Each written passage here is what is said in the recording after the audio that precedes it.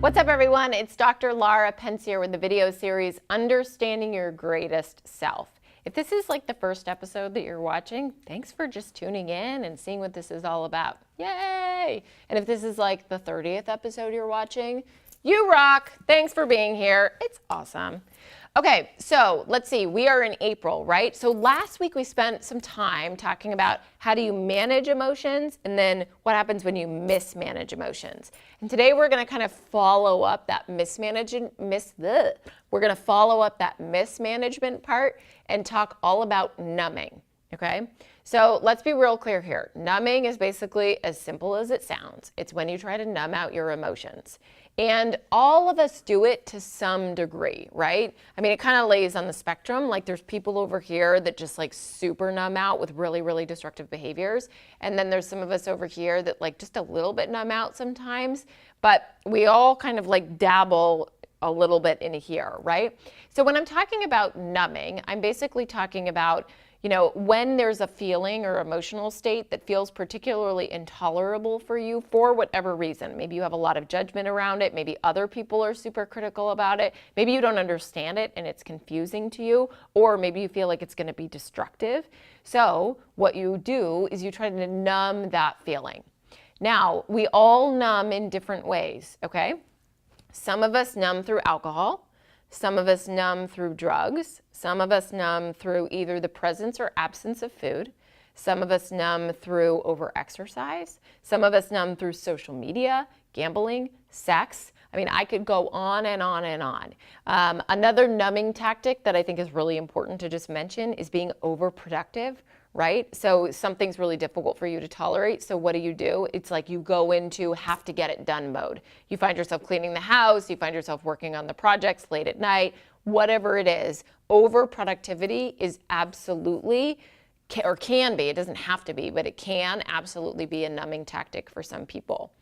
So what is important, and one of the reasons why I'm bringing this up in this particular video, is it's important for you to know what your numbing tactic is.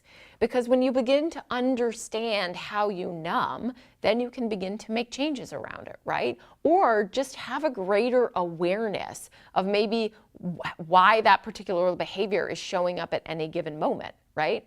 So if overproductivity, for example, is your numbing tactic, and all of a sudden it's, you know, Friday night and you've been invited to go to a dinner with a friend of yours, but you're at home working on this project that doesn't really need to get done right now, you know, like you could save it. That's a really important then opportunity for you to spend some time reflecting and saying, okay, what am I numbing right now? Like I'm in my overproductive mode. What am I trying to numb? What is showing up for me emotionally that I'm having such a difficult time with that I'm numbing, right? So your exercise for the week is to identify your numbing tactic, your primary numbing tactic. Now, I say primary because sometimes we can have more than one, right? Sometimes, you know, you might like to hit the bottle every now and then, but then you also follow it up with a cupcake and then you also completely isolate, okay? Those are 3 numbing tactics, okay? Alcohol, food, isolation. But I want you to really focus in and zone on your primary numbing tactic, okay? So begin to think about all of the things that I mentioned, but also you might have some that I didn't mention at all, something you can come up with that I did not, you know, certainly it didn't come out of my mouth, but you know for sure that it's a numbing tactic for you, okay?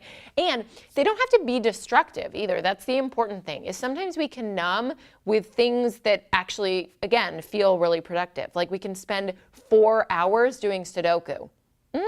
That can still be numbing, okay? It may not be putting you in rehab, but it can absolutely be a numbing tactic. So again, exercise for the week, identify your primary numbing tactic, okay? Now, bonus exercise, you know, if you're just looking to do a little bit more.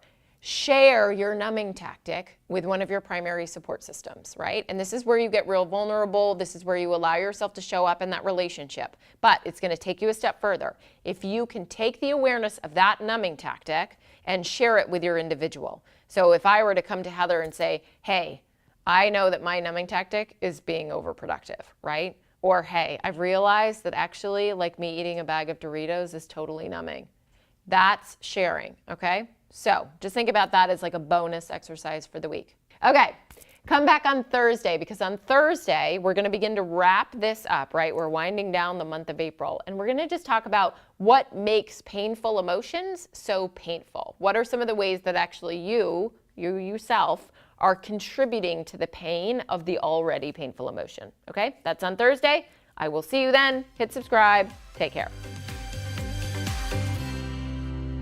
All right, so come back on Thursday, because on Thursday I fucking never know what we're talking about.